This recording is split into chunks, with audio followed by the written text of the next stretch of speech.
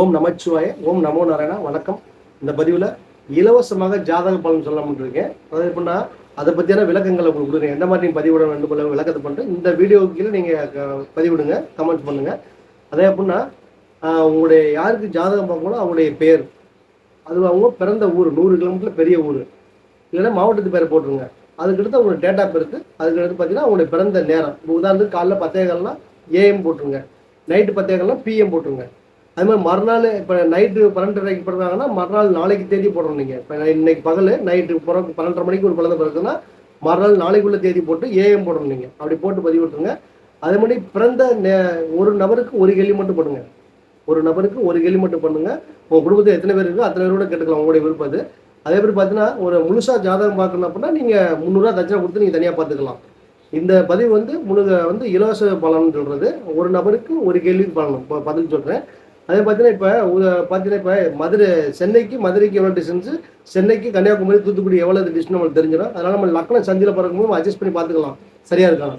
இதே அதர் ஸ்டேட்டில் உள்ளவங்களும் பார்க்க முடியாது, எவ்வளோ டிஸ்டன்ஸ் எந்த ஊருக்குன்னு நமக்கு தெரியாது. அதனால தெளிவாக அந்த பிறந்த ஊர் போடும்போது அதர் ஸ்டேட்டில் உள்ளவங்க ஆங்கிலத்தில் தெளிவாக போட்டுருங்க, ஸ்பெல்லிங் மிஸ்டேக் இல்லாமல் தெளிவாக போட்டுக்கிட்டா தான் கணிக்க முடியும். அதுமாதிரி இதே ரூல்ஸ் தான் வெளிநாட்டில் உள்ளவங்க இருக்கும். வெளிநாட்டில் உள்ளவங்களும் அந்த நாட்டு பேர் அந்த ஊர் பேர் தெளிவாக போட்டுருங்க.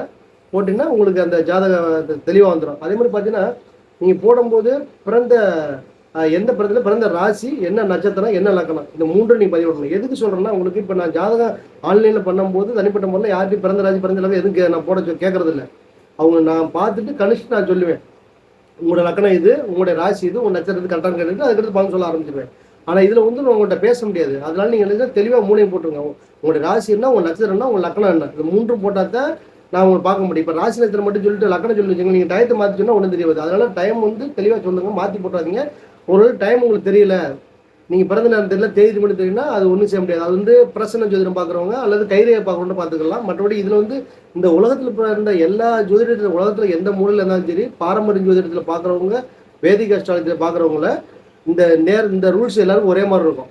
ஏற்கனவே நிறைய பேர் பண்ணியிருப்பீங்க, இருந்தாலும் எனக்கு தெரிஞ்ச கருத்தை சொல்லிடுறேன் உங்களுக்கு. ஏன்னா அதே மாதிரி தொடர்ந்து பதிவில் அதிகமாக ஒரு டைம் பதிவு விட்டால் விட்டுருங்க, தொடர்ந்து அதே போட்டுறாதீங்க. ஒரு நபருக்கு ஒரு கேள்வி மட்டும் திருப்பி மறுபடியும் அந்த நபருக்கு கேள்வி கேட்குறீங்க. அப்படி கேட்குறாங்க தனியாக தான் நீங்கள் பண்ணுற மாதிரி இருக்கணும். நீங்கள் தனியாக ஜோதிடம் பார்த்துக்கலாம், அதுக்கு 300 தட்சணை பண்ணி நீ பண்ணிக்கலாம். நம்பர் இருக்குது, என்னோட நம்பரை நீங்கள் நேரடியாக தொடர்பு கொள்ளலாம். என்னுடைய நம்பர் இதில் கீழே இருக்குது, அந்த நம்பரை நீங்கள் நேரடியாக தொடர்பு கொண்டு நீங்கள் உங்களுடைய ஜாதக பலன் அறிஞ்சிக்கலாம். அதுக்கு 300 தட்சணை அது. ஆனால் இது வந்து ஃப்ரீ, ஒரு நபருக்கு ஒரு கேள்வி பார்த்துங்க. அதே மாதிரி பதிவிடும் போது பார்த்தீங்கன்னா உங்களுக்கு தெளிவாக பண்ணுங்க. எப்படின்னா இப்போ உதாரணத்துக்கு உங்களுக்கு பிறந்த நேரத்தை நீங்கள் உங்களுக்கு தேதி தெரியுது, பிறந்த நேரம் தெரியல வச்சுங்களேன். இப்போ உதாரணத்துக்கு நீ 11 மணிக்கு காலையில் பிறந்திருக்கீங்க, நீங்கள் தெரியாமல் தவறுதலாக 3 மணி போட்டு வச்சுங்களேன், அப்போ டோட்டலாக பலனே மாறும். அப்போ நீங்கள் உங்களுக்கு ஜாதகம் உங்களுக்கு நீங்கள் பார்க்கல, வேற யாருக்கும் பார்த்த மாதிரி ஆயிடுது. அந்த ஜாதகம் உங்களுடைய ஜாதகமே இல்லை. இப்போ நீங்கள் தேதி கரெக்டு, உங்களுடைய பிறந்த நேரம் மறந்துட்டு காலைல 11 மணி போட்டுறீங்க. ஆனால் நீங்கள் பிறந்து உண்மையிலே மதியானம் 3 மணி வச்சுங்களேன், அப்போ டோட்டலாக லக்கணம் மாறுது. லக்கணம் மாறுது, உங்களுடைய கேரக்டர், குணாதிசம், தசா புத்தி எப்படி சப்போர்ட் பண்ணுது எல்லாம் வச்சு தப்பாக சொல்கிற மாதிரி இருக்கும், வேற ஒரு ஜாதகம் பார்க்குற மாதிரி இருக்கும். நாங்கள் சொல்கிற பலன் வந்து வேற யாருக்கும் நீங்கள் ஜாதகம் பார்க்குற மாதிரி.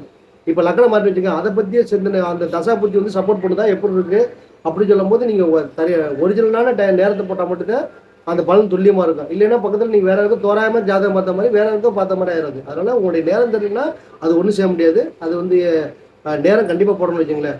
நேரம் அது அவசியம் போடணும். பார்த்துங்க, உங்களுடைய பேர், பிறந்த ஊர், 100 கிலோமீட்டர் பெரிய ஊர் இல்லை, மாவட்டத்து பேரை போட்டுருங்க. தமிழ்நாட்டு உள்ள பிரச்சனை இல்லை, நீங்கள் எந்த ஊர் போனாலும் தெரிஞ்சிடும். அது பார்த்தீங்கன்னா அதர் ஸ்டேட்டு வெளிநாட்டு இதை கவனமாக போட்டு டைப் பண்ணிவிடுங்க. ஒரு நபருக்கு ஒரு கேள்வி மட்டும் கேளுங்க. இதை பார்த்து இது மாதிரி அதாவது இந்த வீடியோ வந்து நீங்கள் உங்களுக்கு தெரிஞ்சவங்களுக்காக பதிவுனா அவங்களுக்கு உதவி பண்ணுற மாதிரி இருக்கும். நீங்கள் உங்களுக்கு தெரிஞ்சிருக்கும், உங்கள் நம்பருக்கு அந்த வீடியோ பதிவிட்டுனா அதாவது முதற்கட்டமாக ஒரு 56 மாதிரி போட்டேன்னா ஒரு 500 பேர் 5000 பேர் கூட பண்ணலாம். ஆனால் முதற்கட்டமாக நம்ம சொன்னதை செய்யணும்ல, அதனால என்னச்சுன்னா ஒரு 56 மாதிரி நான் பண்ணுறேன். தொடர்ந்து சூழ்நிலைக்கு ஏற்ற மாதிரி நான் பண்ணிக்கலாம். ஏன்னா தற்போது நான் 51 மாதிரி சொல்லிட்டேன்னா 51 மாதிரி நான் பலன் சொன்னாதான் எனக்கு மன நிறைவாக இருக்கும். அதுக்கடுத்து சூழ்நிலைக்கு ஏற்ற மாதிரி என்னுடைய சூழ்நிலை எப்படி இருக்குது, என்னுடைய நேரம் எப்படி கிடைக்குதோ அதை வச்சு நான் அடுத்து உள்ள எப்படி எத்தனை பேருக்கு சொல்லலாங்கிறது நம்ம இப்போ நான் சொல்லணும். இப்போ 5000 மட்டும் சொல்லலாம், 500 மட்டும் சொல்லலாம். இப்போ நீங்கள் அதிக பேர் பதிவிட்டு வச்சிங்களேன், நான் சொல்ல முடியாத டைம் கிடைக்கலாம், உங்களுக்கு மன வருத்தக்கூடாது. அதனால நம்ம சொன்னது செய்யணும். அதனால் ஃபஸ்ட்டு பதிவுன்ற ஒரு 51 பேருக்கு பண்ணுறேன். அதுக்கடுத்து நான் சூழ்நிலைக்கு ஏற்ற மாதிரி நான் பலன் சொல்லலாம்னு என்னுடைய விருப்பம் இருக்கிறது. பார்த்துக்கிட்டு விதிமுறைகளே இந்த விதிமுறை எனக்கு தெரியும், நீங்கள் நிறையா சேனலில் பண்ணியிருப்பீங்க, நிறைய பேருக்கு தெரியும் வச்சுங்களேன். இருந்தாலும் நான் என்னுடைய இப்போ மனசுள்ள விஷயங்கள் சொல்லணும்ல. என்ன விஷயம்னா, ஏன்னா இப்போ உதாரணத்துக்கு ஒரு அதிகமான நபர்கள் வந்து நீங்கள் கமெண்ட்ஸ் போட்டுறீங்க, கமெண்ட்ஸ் இந்த வீடியோக்களும் போடுங்க. நீங்கள் வேறு ஏதாவது என்னுடைய வீடியோவில் போட்டுனா கமெண்ட் ஒரே மாதிரியாக இருக்கட்டும். இந்த வீடியோக்குள்ளே இந்த விஷயத்தை ஃபுல்லாக நீங்கள் பண்ணி விடுங்க. இப்போ நேரம் கிடைக்கும் போது நான் முதல் கட்டமாக 51 மாதிரி கண்டிப்பாக சொல்லிடுவேன். அதுக்கடுத்து நான் சூழ்நிலைக்கு ஏற்ற மாதிரி எப்படி இருக்கோ அதை பார்த்துக்கலாம். அப்படி ஏன்னா நம்ம சொல்லிட்டு செய்ய முடியலாம், கஷ்டமாயிரும்ல. இப்போ அதிகமான கமெண்ட் சொல்லி பண்ணிட்டீங்க, அப்போ நான் எனக்கு சொல்ல நேரம் இல்லை, மனசு கஷ்டமாக கூடாது. அதனால் இருக்கிற விஷயத்தை என்னால் என்ன முடியுமோ ஃபஸ்ட்டு 51 மாதிரி இருக்குது. அதுக்கடுத்து நான் என்ன சூழ்நிலையோ எனக்கு நேரம் கிடைக்கும் போது நான் பதிவிடுறேன். நன்றி, வணக்கம், வாழ்க வளமுடன்.